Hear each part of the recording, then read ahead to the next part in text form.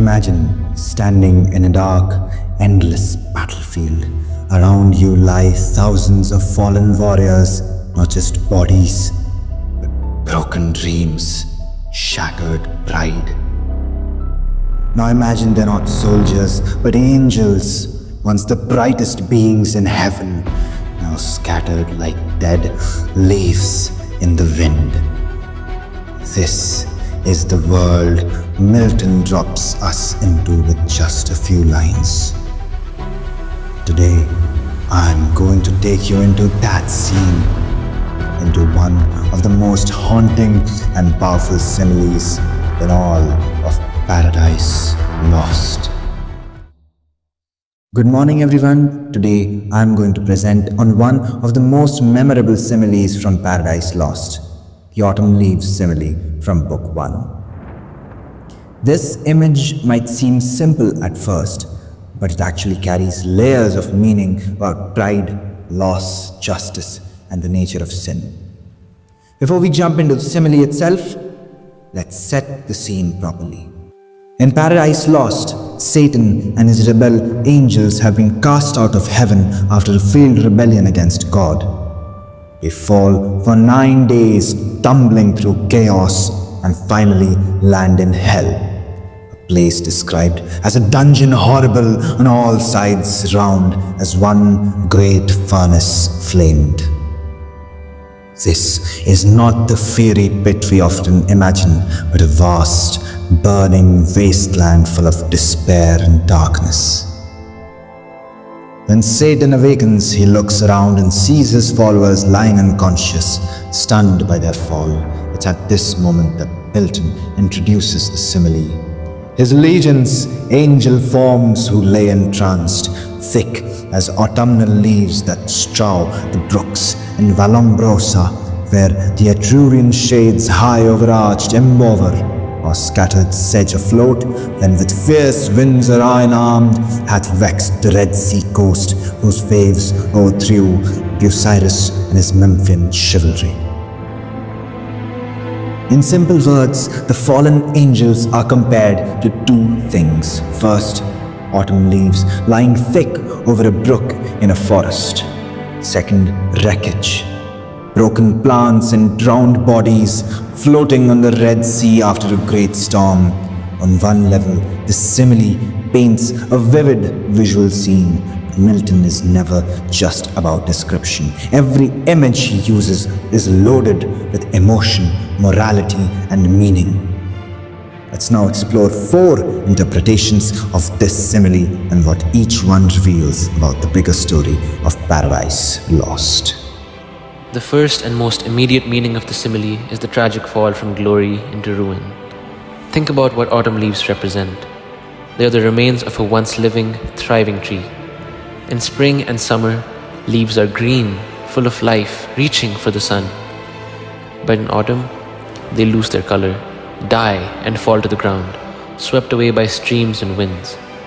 Milton's choice to compare the angels to dead leaves shows how far they have fallen. These angels were once among the brightest in heaven, beings of pure spirit and splendor, described earlier as thrones, dominations, princedoms, virtues, powers. Now, they're lifeless debris, scattered without purpose or dignity. And it's interesting, even today, the figure of the fallen angel fascinates us. Lucifer shows up in everything from TV shows to novels, always representing lost beauty and tragic rebellion. Milton's description here basically shaped the modern image of the beautiful villain. Another important aspect that's often overlooked is the quiet sadness of the scene. It all starts with the leaves falling silently in the woods. The image of leaves also captures a sense of softness, not an epic battlefield full of wounded heroes, but quiet, helpless decay.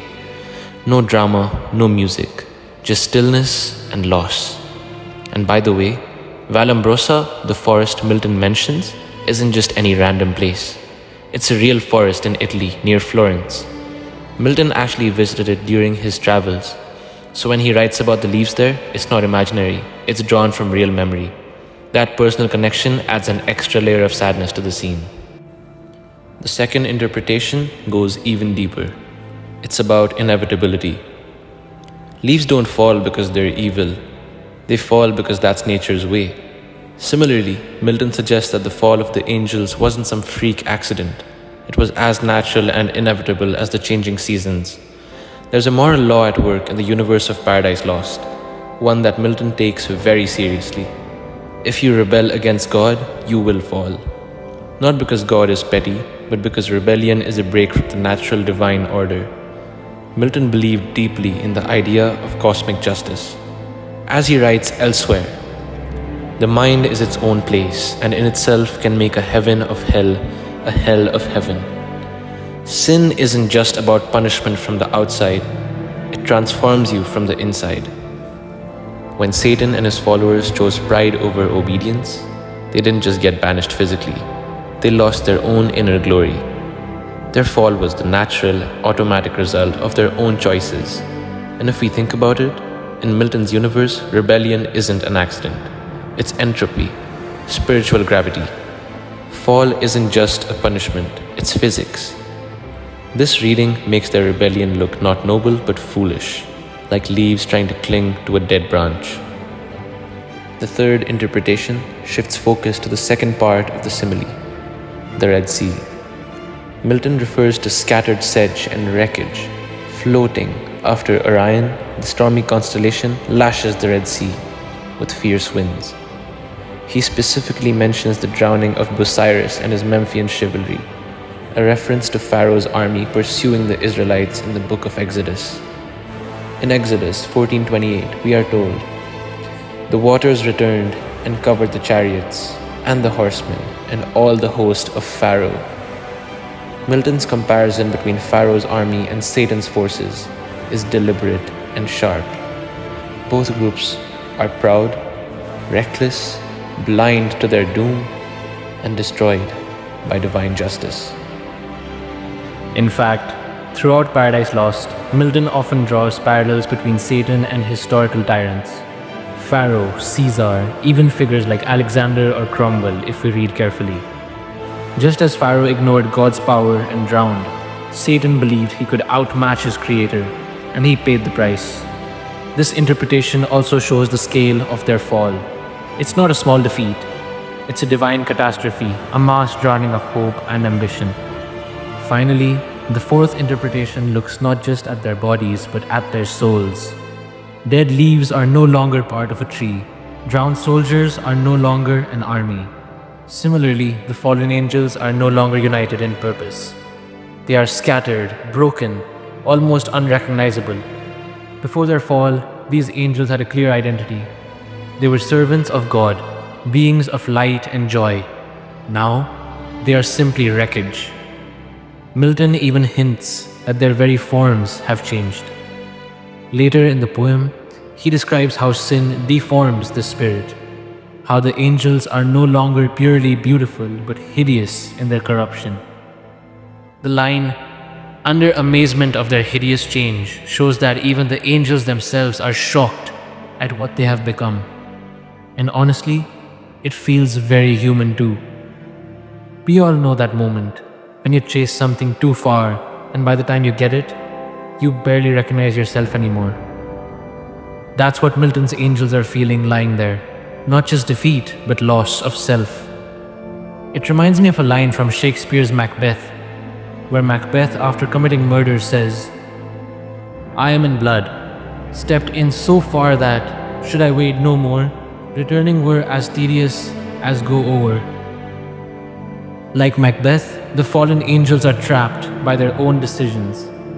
They can't return to what they were, and they can't move forward without sinking deeper into ruin. Why this simile matters. This one simile is a microcosm of Paradise Lost as a whole. Milton uses the image of leaves and wreckage to tell us almost everything important about his story. 1. The tragedy of lost greatness. 2nd, the justice and inevitability of divine law. 3rd, the scale of cosmic disaster. 4th, the deep, irreversible damage of sin. It's beautiful, chilling, and deeply sad. just like the fall itself. Milton doesn't shout at us. He doesn't need to. He lets a few simple images, autumn leaves, wreckage at sea, do all the heavy lifting. Conclusion. To conclude, Milton's autumn leaves simile might look like a small passing image. When we stop and unpack it, we see that it's carrying the full emotional and philosophical weight of the epic. Through it, Milton reminds us that pride may look glorious for a moment, but its end is always ruin. That rebellion against the divine order doesn't just fail, it rots, it scatters, it dissolves into nothingness. It's a beautiful warning, and it shows us that even in despair there can be art. Even in ruin, there can be poetry. Milton shows us that sometimes the biggest tragedies don't end with a bang. They end with a silent fall, like leaves no one even notices. Thank you.